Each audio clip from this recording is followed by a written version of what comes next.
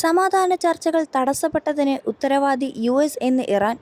തങ്ങളുടെ തുറമുഖങ്ങളിൽ യുഎസ് ഏർപ്പെടുത്തിയ നാവിക ഉപരോധമാണ് പ്രധാന തടസ്സമായി ഇറാൻ ചൂണ്ടിക്കാട്ടുന്നത്. സമുദ്രമേഖലയിൽ സംഘർഷം രൂക്ഷമാകുന്നതിനിടെ ഇറാന്റെ ഇസ്ലാമിക് റവല്യൂഷണറി ഗാർഡ് കോർപ്സ് 2 വിദേശ കപ്പലുകൾ പിടിച്ചെടുക്കുകയും മൂന്നാമതൊന്നിന് നേരെ വെടിയുതിർക്കുകയും ചെയ്തു. തങ്ങൾ ചർച്ചയും കരാറുമാണ് ആഗ്രഹിക്കുന്നതെന്ന് ഇറാൻ പ്രസിഡന്റ് മസൂദ് പെസഷ്കിയാൻ പറഞ്ഞു. എന്നാൽ വാഗ്ദാന ലംഘനങ്ങളും ഉപരോധവും ഭീഷണികളും ചർച്ചകളെ തടസ്സപ്പെടുത്തുന്നുവെന്നും അദ്ദേഹം പറഞ്ഞു. അതേസമയം വെടിനിർത്തൽ നീട്ടുന്നതിന് പ്രസിഡന്റ് ഡൊണാൾഡ് ട്രംപ് സമയപരിധി നിശ്ചയിച്ചിട്ടില്ലെന്ന് വൈറ്റ് ഹൗസ് അറിയിച്ചു. അമേരിക്കയുടെ നാവിക ഉപരോധം നിലനിൽക്കുന്നിടത്തോളം ഹോർമുസ് കടലിടുക്ക് വീണ്ടും തുറക്കില്ലെന്ന് ഇറാൻ പാർലമെന്റ് സ്പീക്കർ വ്യക്തമാക്കി. ഇത് ഇരു രാജ്യങ്ങളും തമ്മിലുള്ള വെടിനിർത്തൽ കരാറിന്റെ ലംഘനമാണെന്ന് അദ്ദേഹം ആരോപിച്ചു.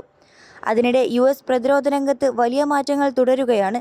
നേവി സെക്രട്ടറി ജോൺ ഫീലനെ പ്രതിരോധ മേധാവി പീറ്റ് ഹെഗ്സെത്ത് പുറത്താക്കി.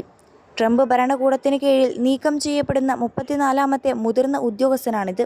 21 ലക്ഷത്തോളം സന്തുഷ്ടരായ ഉപഭോക്താക്കളും 2 ലക്ഷത്തോളം തിമിര ശസ്ത്രക്രിയകളും പൂർത്തിയാക്കിയ മലബാറിലെ ഏക കണ്ണാശുപത്രി Al Salama eye hospital, hospital road, Perinthalmanna.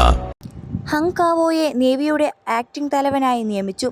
ഇറാനെതിരെ യുദ്ധം ചെയ്യാനുള്ള ട്രംപിന്റെ അധികാരം പരിമിതപ്പെടുത്താനുള്ള സെനറ്റ് പ്രമേയം 55-46 വോട്ടുകൾക്ക് പരാജയപ്പെട്ടു.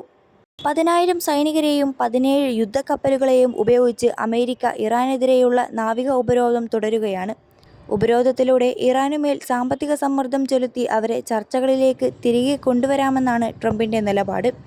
അതേസമയം ലെബനാനുമായി തങ്ങൾക്ക് ഗുരുതരമായ അഭിപ്രായ വ്യത്യാസങ്ങളില്ലെന്നും ഹിസ്ബുള്ളയാണ് സമാധാനത്തിന് തടസ്സമെന്നും ഇസ്രായേൽ വിദേശകാര്യമന്ത്രി ഗിദിയോൺ സാർ പറഞ്ഞു.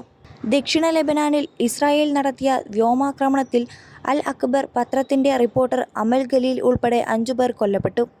പരിക്കേറ്റവരെ മാറ്റാനെത്തിയ റെഡ് ക്രോസ് ആംബുലൻസിന് നേരെയും വെടിവെപ്പുണ്ടായി.